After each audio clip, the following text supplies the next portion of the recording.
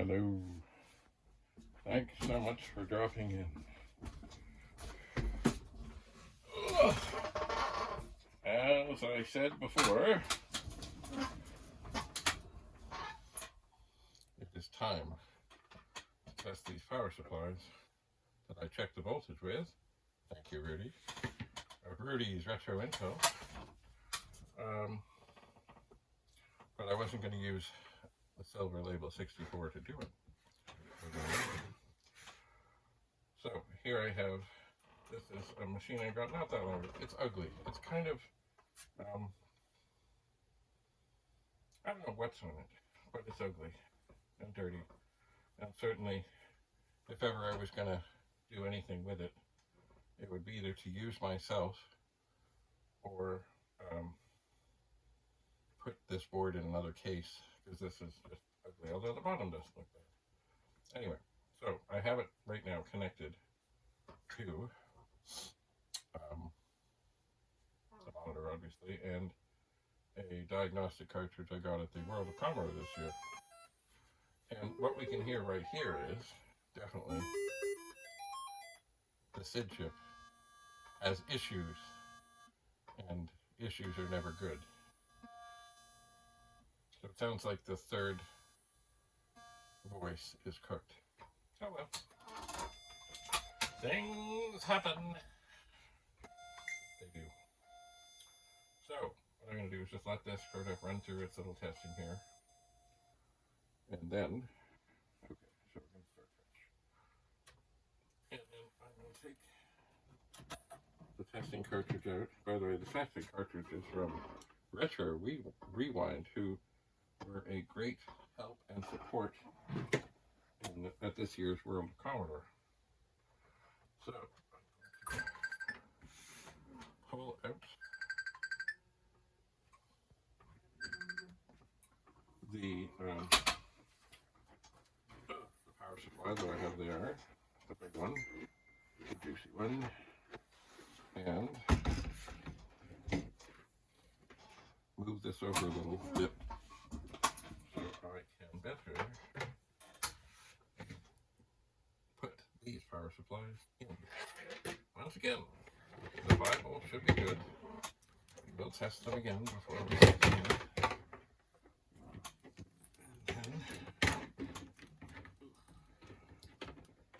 See where we're at. So, in she goes. And put this in the tester. And we'll see that we are at 5.23. Seems good. Oh, 5.24. Gasp. It's rising. Okay, so this machine is off. And this will really be a test to see if it comes up. And that would secure that the 9-volt side is also working. And indeed, it is. Now I suppose, but I'm not going to do it right now, what I should really do is leave this plugged into this for a good while. Let's see what's what. But I'm not going to do that right now. I'm going to say this one, and so far, tested. Good. And I'll set it there. Excuse me, one moment.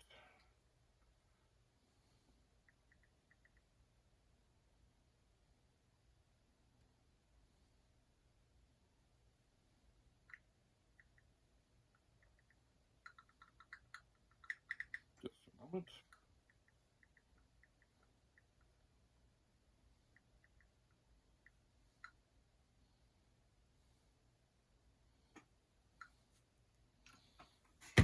Alright, so now I'll go for the white. It's actually quite dirty and probably came with a Commodore 64C. So the machine is off. The power supply. Oh, I know what I forgot to do. I forgot to check the voltage. This one. So it's 5.12. A little lower than the other, but I think well within acceptable tolerances.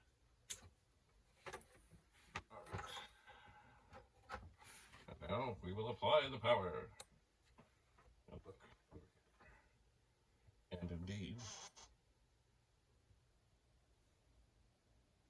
it's good. So of course what I should do, which I'm not doing at this second, is leave this plugged into this machine for a goodly amount of time before I can really say, yeah, I'm confident. Because of course we have another one to test. Get this one out of the way. Cords and cables like each other. Oh, now I do see on this one, there's a little bit. I had not noticed this before. On the this cord here has had, well, the insulation on the outside looks a little bit wonky, but there's nothing. None of the wires have been compromised.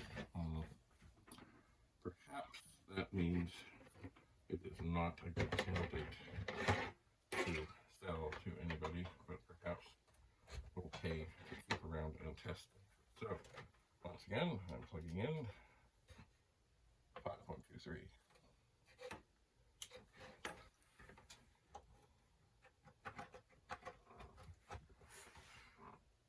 And we'll turn it on. I already know it's okay. I can just tell by the sound, the little bit of sound it makes when it comes on.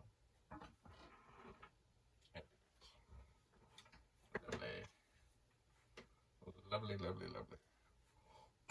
So I think what I will do at this moment, to begin the testing process, or the burn-in process, is I think I will leave this on.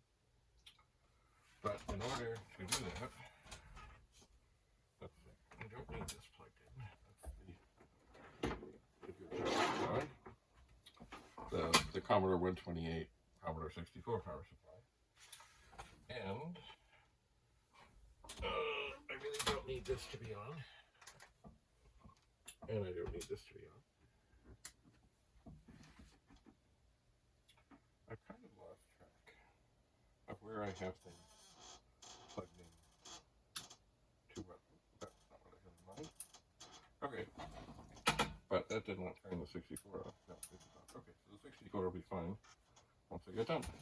So, I will leave this testing this power supply, which of course could use a little face wash. Well, I'll take care of that, assuming it passes the torture test. So, we're all good. We're all fine. Thanks for coming. We'll see you again in the world of Commodore.